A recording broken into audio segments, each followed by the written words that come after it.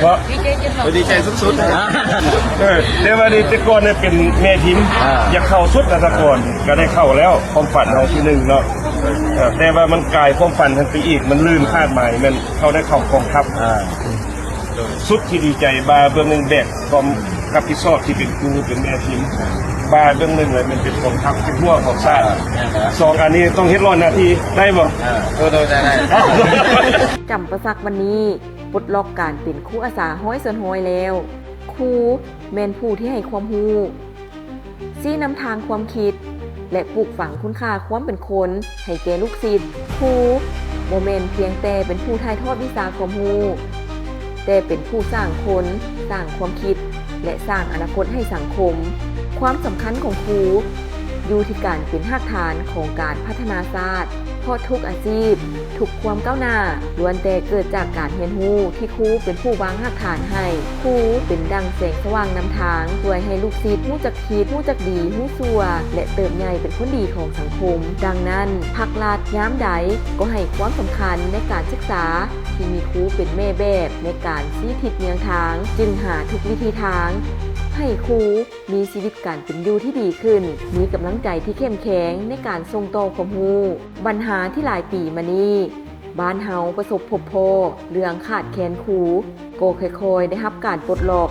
และอยู่แขวงจำปาสักเองก็มีข่าวดีที่สุดที่คณะพักคณะน้ำของแขวงเห็นได้ความสำคัญต่อเวียกงานการศึกษาเฉพาะเมนทานอารุณไซสูนนราช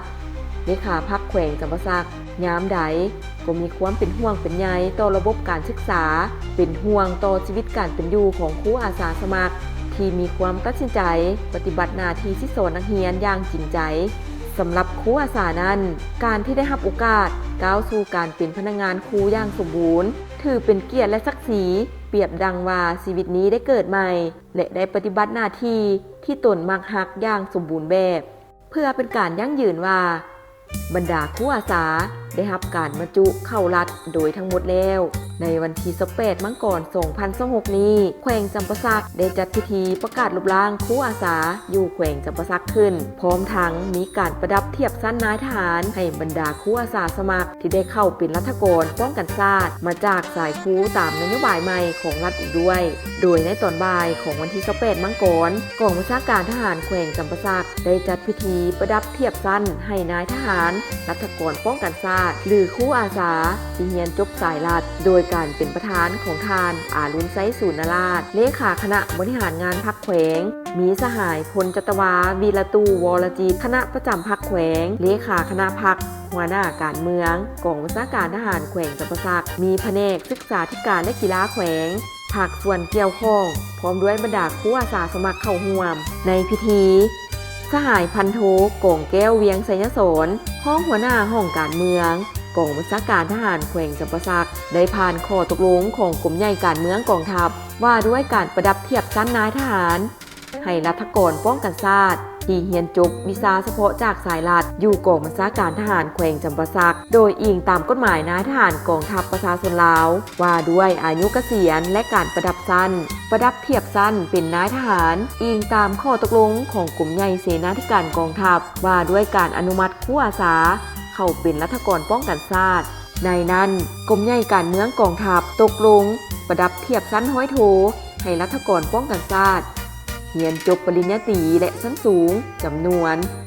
174คนประดับเทียบชั้นห้อยตีที่เรียนจบชั้นกลางจำนวน6คนรวมทั้งหมด180คนโอกาสนี้ท่านอารุณไซสูนนราช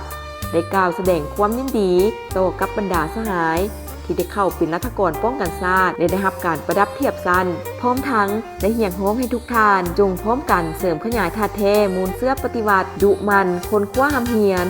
เอาใจใส่ปลุกระดมทุกภาคส่วนในสังคมให้มีส่วนร่วมในการพัฒนาการศึกษา